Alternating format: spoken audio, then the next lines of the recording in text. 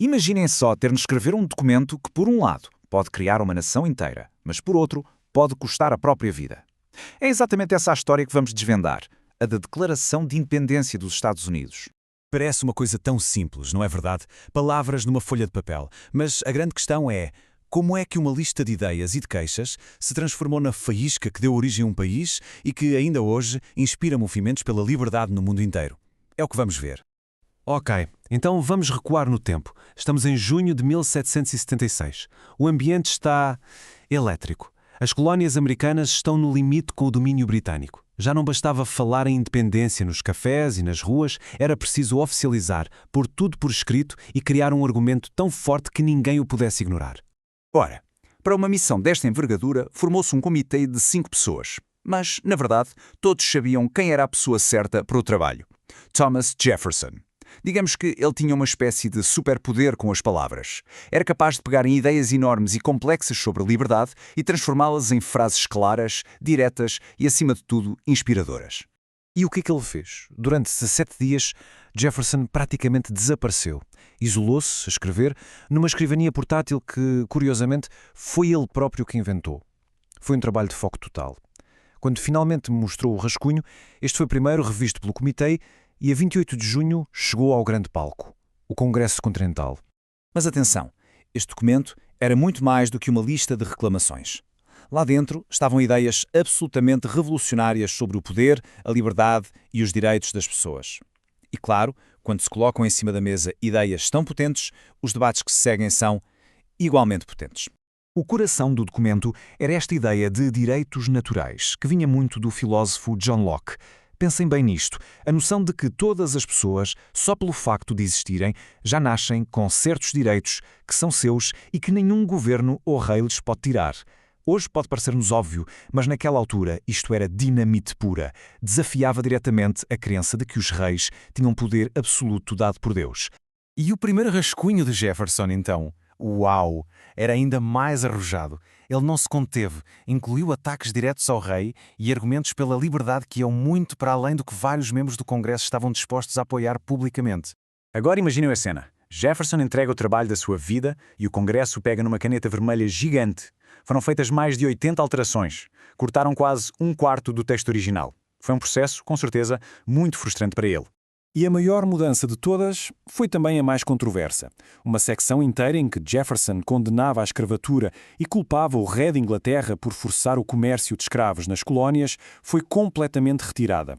A razão foi puramente política. Para manter a união de todas as colónias, tanto as do sul, que dependiam da escravatura, como as do norte, que lucravam com o tráfico, foi preciso fazer este compromisso pesado, uma decisão com consequências que duram até hoje.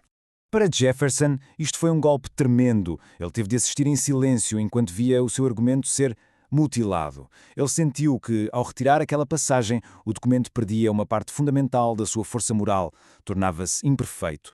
Bem, depois da filosofia e dos grandes ideais, o documento entrava numa parte muito mais direta e, digamos, menos poética. Era, no fundo, a lista de acusações formais contra o rei George III.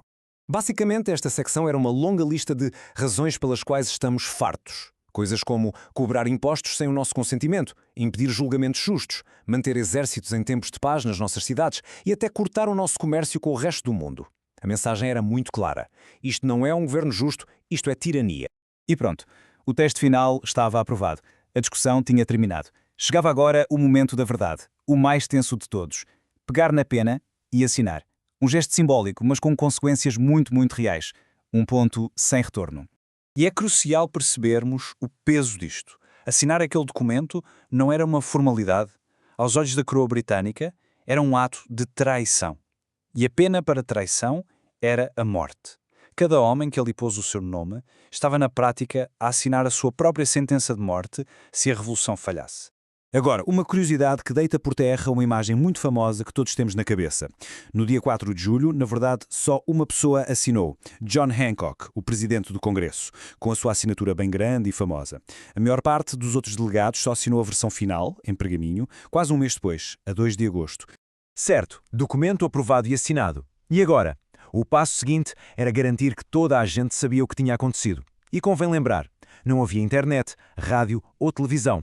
Como é que se espalhava a palavra de que se tinha acabado de declarar guerra à maior superpotência do mundo?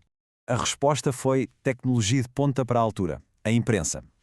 Naquela mesma noite, correram para a gráfica de um senhor chamado John Dunlap e imprimiram cerca de 200 cópias. O objetivo era simples e urgente, fazer com que a notícia chegasse a todo o lado o mais depressa possível. A partir daí, foi uma autêntica corrida contra o tempo. Cavaleiros pegavam nessas cópias e galopavam centenas de quilómetros para as levar a todas as cidades.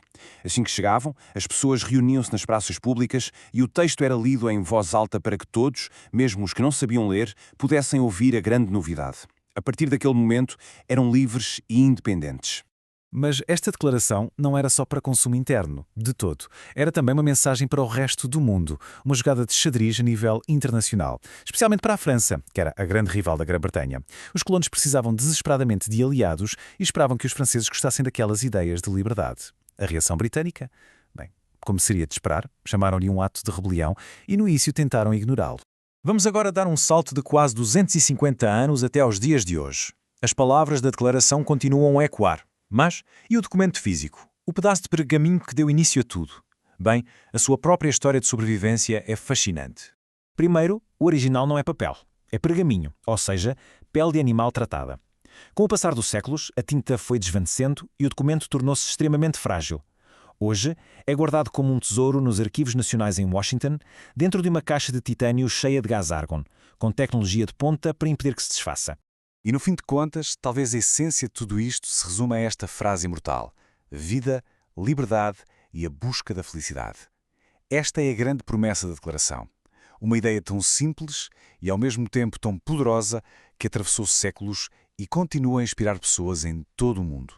E é aqui que terminamos. A ideia de que temos direitos só por nascermos, de que os governos precisam da nossa permissão para governar e de que temos o direito de nos opormos à injustiça, tudo isto era radical em 1776.